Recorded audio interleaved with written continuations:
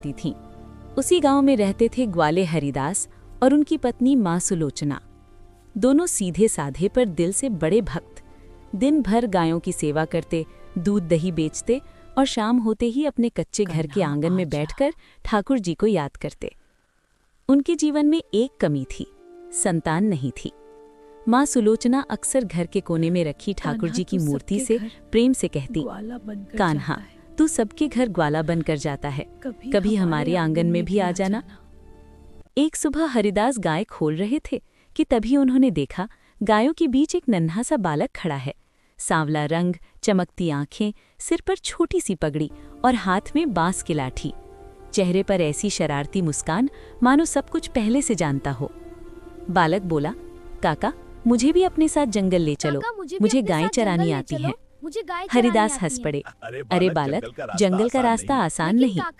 बालक ने आंख मारी, मैं ग्वाला हूँ, बस अब तक घर नहीं मिला। कुछ सोचकर हरिदास मान गए। जंगल में उस दिन अजीब ही दृश्य था। गायें खुद बखुद हरी घास की ओर बढ़ने लगीं। कोई भटकी नहीं, कोई बीमार नहीं हुई। दोपहर होते होते उनके थन दूध से भर गए। हरिदास मन ही मन चकित थे, पर कुछ बोले नहीं। शाम को जब बालक उनके घर पहुंचा, मां सुलोचना में उसे देखते ही अपने पास बैठा लिया। न जाने क्यों उनका हृदय भर आया। उन्होंने रोटी और माखन परोसा। बालक खाते खाते मुस्कुराकर बोला, माँ तुम्हारे हाथ का माखन तो बहुत मीठा है। माँ शब्द सुनते ही सुलोचना की आंखें नम हो गई। बरसों बाद किसी ने उन्हें माँ कहा था। दिन बीतते गए, बालक रोज ग्वाला बनकर आने लगा। गायें और स्वस्थ हो गईं, दूध बढ़ने लगा। घर में कभी कमी नहीं रही। पर बालक अपनी शरारतें भी करता, कभी माखन चुरा लेता, कभी बांसुरी बजाकर गायों को नचा देता।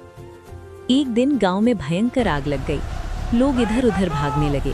हरिदास घबरा गए। गायें बंधी थीं। तभी वही नटखट बालक दौड़ता हुआ आया। उसने एक एक रस्सी खोली। आग उसके पास आई ही नहीं। पल भर में सब सुरक्षित हो गया। अचानक तेज प्रकाश हुआ और बालक वहां नहीं था। घर लौटकर मां सुलोचना की नजर ठाकुर जी की मूर्ति पर पड़ी। चरणों के पास वही बांस की लाठी रखी थी और चेहरे पर वही नटखट मुस्कान। मां सुलोचना जमीन पर बैठ गईं। आंसू बहते हुए बोली, लाला तू सच में खुद ग्वाला बनकर आया था। आज भी उस गांव में कहा जाता है, जहां भक्ति सच्ची हो वहां कान्हा भगवान बनकर नहीं, ग्वाला बनकर लीला करते हैं। ऐसी ही दिव्य, भक्तिपूर्ण और मनोरंजक कहानियों के लिए हमारे चैनल डिवाइन टर्बो टेल्स को लाइक, शेयर और सब्सक्राइब करना न भूलें।